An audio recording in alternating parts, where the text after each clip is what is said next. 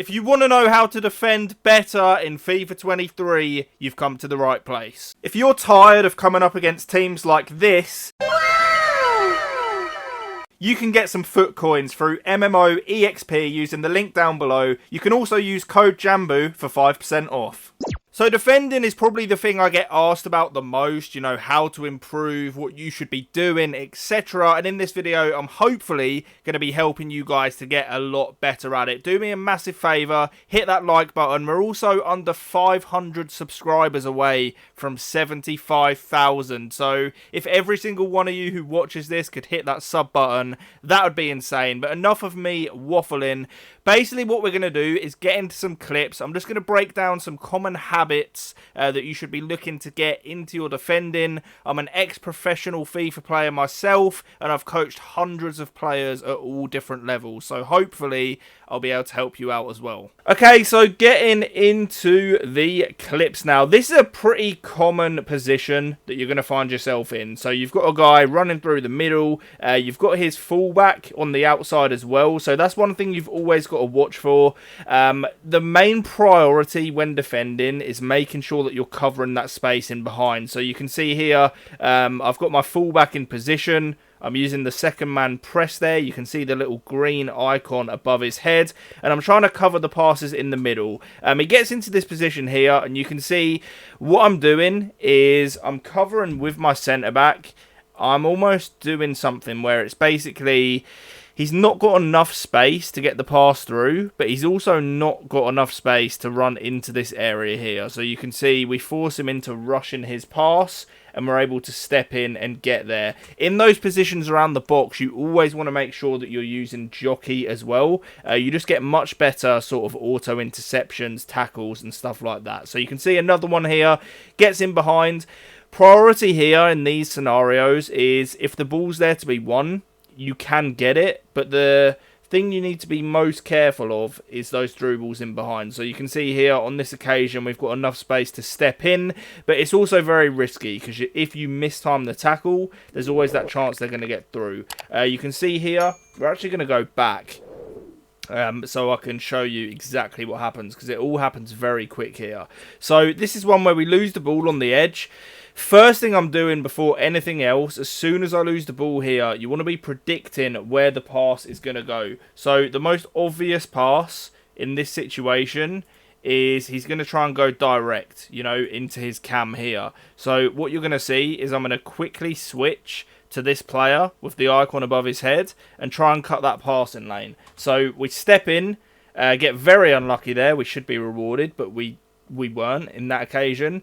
And basically we're just going to step back, hold jockey, wait for him to make that heavy touch, and then make sure that when you do win the ball back, you don't give it away, because that's something that I see a hell of a lot. People actually do some good defending, but then rush and give the ball away. That's something you can't be doing.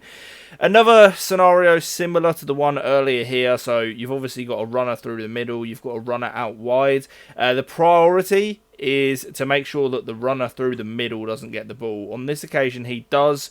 We step in across at the right time, win the ball back. We'll just go back there again. So the guy running out wide, the mentality you've got to try and have is if he gets the ball there, there's not too much danger. It's this guy through the middle. I don't mark it quick enough initially, but as soon as I see that he's going to try and rush and get into that space in behind, I cut across, he takes a heavy touch, and then we win the ball back. Easy peasy. Then we're going to roll on to this next clip here. He's going to get the ball, try and go out wide. I hard commit here in these situations because, like I say, if the ball does go out wide, there's not too much danger. I don't know how we don't win the ball back here, but we somehow don't. Once it gets here, you can see what my priority is I'm holding jockey and I'm trying to just mark those passing lanes. So you can see I'm staying on this side of him, just trying to block all these potential passes back. I'm almost inviting him to run into this area here. So what you're going to see is he's not going to have a single passing option, and we're eventually just going to be able to shepherd the ball out of play and make the tackle. This one here, in these situations where, you know, they roll the ball out with their goalkeeper to their defenders, I have a set rule where basically in my opponent's half, I'm happy to press very hard, but then as soon as the ball goes into my half, that's when I'll be a little bit more passive and try and make sure that I don't make mistakes. So you can see here, I actually offside trap as well. It's a very useful tool that I recommend you guys put into your game.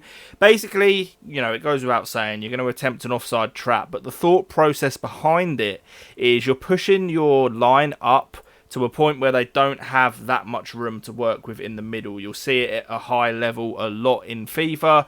Pro players will be spamming that offside trap just to get their line higher than what custom tactics would normally allow. So you can see here on the wing, his winger is not making a run in behind. So what that says to me is I can be a little bit more aggressive with my fullback. You can see I've activated the second man press here, and I'm also manually bringing my fullback forward. And the idea of this is to try and get him in a situation where he's trapped and he's not able to do anything. So you can see here, he turns back, I've got the passing lane blocked, and I've got his dribbling lane blocked. So we end up trapping him in here, he has nowhere to go, and then we win the ball back up high. So a combination of the second man press and manually being aggressive gets us the ball back.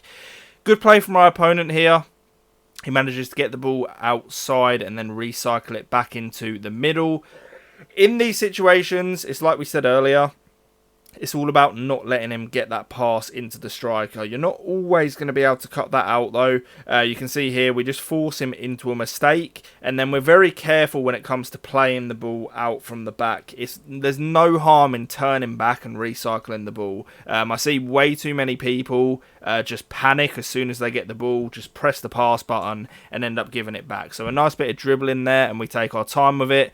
Here we get unfortunate, you know, we hit a green timed shot, it deflects back to him, and then you've got to be really careful in these situations. Ideally what you should be doing here, which on this occasion I actually don't, is you want to switch to this guy at the absolute earliest point and try and cut out that through ball. What actually happens here is I try and be a bit too aggressive and he ends up getting through. So your absolute last line of defence is of course your goalkeeper movement. So what you're going to see here is me shift the goalkeeper just a little bit to the side, and it bails us out of what would have been a guaranteed goal. If you don't know how to do this, you basically click in the right thumbstick, and then whilst it's still clicked in, you can actually move the position of your goalkeeper. So I know here he's always going to shoot far post, and then we end up saving the ball and it bails us out a little bit. That is going to be the end of it, guys. I do hope you enjoyed the video and hope this helps you, of course. If there's any questions about anything defending related at all, please feel free to let me know. I'm always happy, you know, to reply to the comments, help you guys out, and just try and help you get as good as possible at FIFA. That is the aim of my channel. But thank you so much for watching. Hope you learned something from this, or just saw a few things that maybe you could put into your game. But have a great day. I'll catch you on the next video, and peace.